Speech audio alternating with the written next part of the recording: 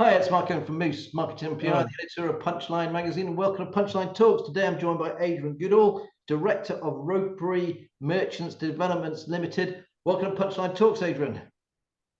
All right, good to catch up after all these months.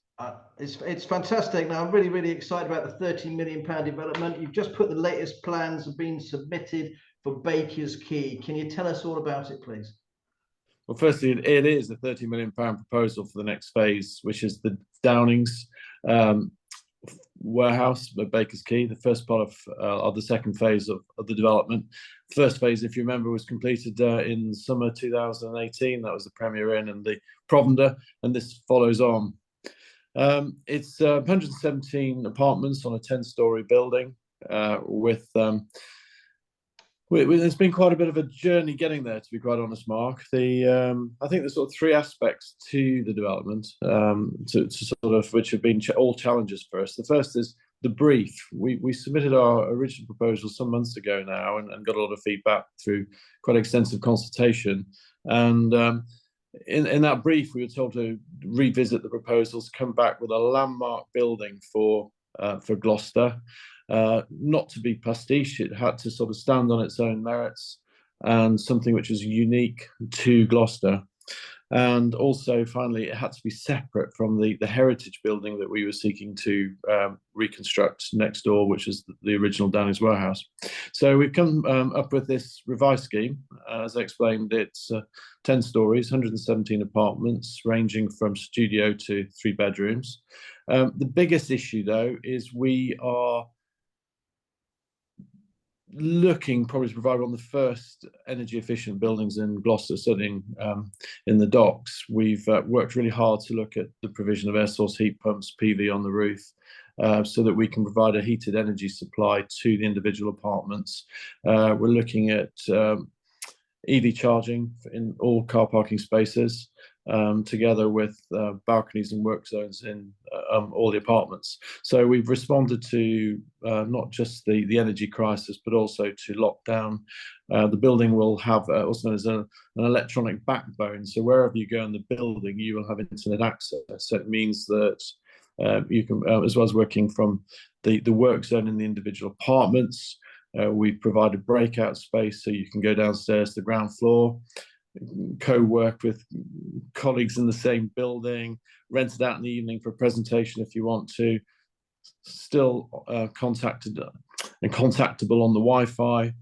And in addition to that, you can program your apartments, program delivery of internet shopping in lockers in the building.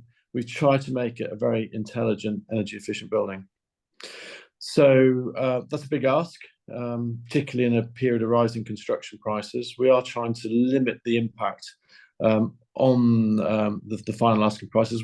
We probably won't actually release those till the early part of next year, but hoping that the apartment prices will start from about £159,000 per apartment. It's a major investment, and obviously, the construction industry itself is going through a bit of a torrid time, isn't it? Costs are going through the roof. How do you manage and mitigate for that kind of thing with such a huge development? Well, the first challenge is coming up with a viable development for us, and that's probably one of the reasons why we've gone larger rather than smaller, to try and spread out the cost for the individual person purchasing an apartment. Ultimately, it's very difficult. We've seen construction prices go over 20% since September last year. We tried to mitigate it by coming up with innovative ideas, but there is going to be some implication on the final prices we charge. We can't avoid it. Now, the other thing is hopefully you're going to start work. Construction could start work in February, March. Is that right? It's an 80-week build schedule. Fingers crossed.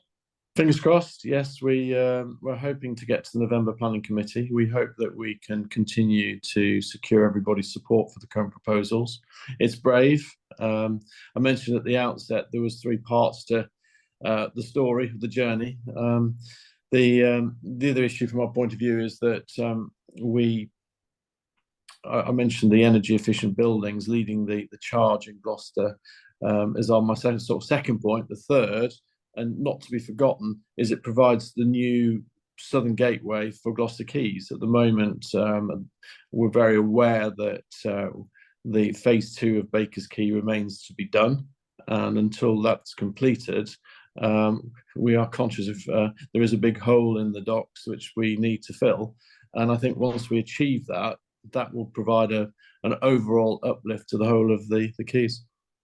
Obviously, the quays themselves are up for sale. It's important. There's a new man in the block there as well, and I gather you guys be working closely together. We have to. I think it's a symbiotic relationship. We will do what we can to assist Gloucester Quays refresh post-COVID, and hopefully we can find initiatives that we can work together to ensure that everybody gains from that exercise. How big is the overall site actually, Adrian? Because a lot of people haven't been down there in acreage. It's quite a big site considering the sort of historical side of it as well. The overall site's roughly 4¼ acres. The original phase 1 was a 104-bed Premier Inn, 47 apartment Provender, Costa Drive through Central Car Park. The Downings is probably about 3/4 acre plot for the 117 apartments to build on, and then Malthouse Extension, which is our final phase, is 100,000 square feet of accommodation in 4 warehouse stories at the moment. And how's that looking? How's that proceeding at the moment? Well, we had to divert our energies to Downings. No one could have predicted what's happened in the last 2 years, and the Malthouse will just follow on from Downings. So hopefully, if we can crack Downings the next 2 years, then the Malthouse will overlap and follow on from there. Now there is that bit of wasteland in between Provender and Downings and the new other warehousing, isn't there? Which is, I think you showed me that you were thinking about doing that as a restaurant. I did a bit of a walk around it a little while ago. That's still the case. The issue is we really need that space as our sort of compound for Downings and Malthouse. But the idea is that hopefully the Malthouse fronting the canal will be quicker to sort than the Downings. We already have an extant consent which we can implement, we believe. So the tail end of the Malthouse programme will follow on and incorporate the reconstruction of the transit shed, and we are looking for a flagship headline restaurateur to run with that in due course. Now we understand that Robert Limbricks are the architects behind the scenes. Have you got a builder lined up? We're looking to go out to tender mid-September. We're just compiling names at the moment. Got to find someone who wants to do some construction at the moment, and secondly has the relevant expertise for what we need in our own proposals. Now, obviously, I always champion our local construction building companies, so I won't do that here now. But you know who they are. We do have some. We know who they are. We do have some excellent companies here. Hopefully, you'll pick a local one. You never know. They're on the list. There we go.